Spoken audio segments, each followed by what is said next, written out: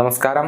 Raf talks ഫുട്ബോളിലേക്ക് ഏവർക്കും സ്വാഗതം. സ്പാനിഷ് വമ്പന്മാരായ റയലിനെ സംബന്ധിച്ചിടത്തോളം ഒരു സെന്റർ ബാക്ക് താരത്തെ ഇപ്പോൾ അത്യാവശ്യമാണ്. എന്തെന്നാൽ നാച്ചോ ക്ലബ്ബ് വിട്ട് കഴിഞ്ഞിട്ടുണ്ട്.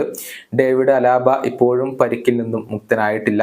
ലെനി യോറോയെ കൊണ്ടുവരാൻ കഴിയും എന്നുള്ള ഒരു ശുഭാപ്തി വിശ്വാസത്തിലായിരുന്നു റയൽ മാഡ്രിഡ് ഉണ്ടായിരുന്നത്. എന്നാൽ അദ്ദേഹത്തെ മാഞ്ചസ്റ്റർ യുണൈറ്റഡ് സ്വന്തമാക്കുകയായിരുന്നു.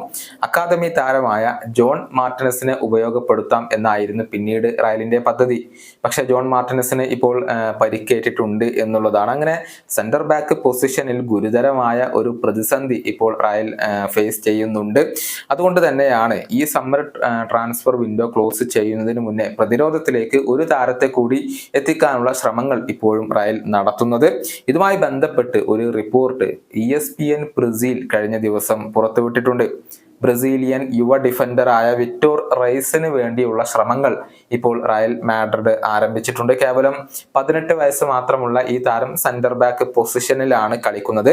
ബ്രസീലിയൻ വമ്പന്മാരായ പാൽമിറാസിന് വേണ്ടി സമീപകാലത്ത് മികച്ച പ്രകടനം നടത്തുന്ന താരം കൂടിയാണ് വിക്ടോർ റൈസ്. ആകർഷകമായ ഒരു തുക ലഭിക്കുകയാണെങ്കിൽ അദ്ദേഹത്തെ കൈവിടാൻ പാൽമിറാസ് തയ്യാറായേക്കും. റയൽ മാഡ്രിഡ് ഈ ഒരു ക്ലബിൽ നിന്ന് തന്നെയാണ് എൻട്രിക്കിനെ സ്വന്തമാക്കിയിട്ടുള്ളത്.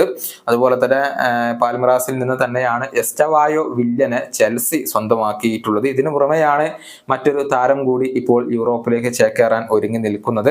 ഏതായാലും സമ്മർ ട്രാൻസ്ഫർ വിൻഡോ ക്ലോസ് ചെയ്യുന്നതിന് മുൻപേ ഈ ഒരു താരത്തെ സ്വന്തമാക്കാൻ വേണ്ടിയുള്ള ശ്രമങ്ങൾ പരമാവധി റയലിന്റെ ഭാഗത്തു നിന്നുണ്ടായേക്കും. ഈ വീഡിയോയുടെ അവസാനിപ്പിക്കുന്നു.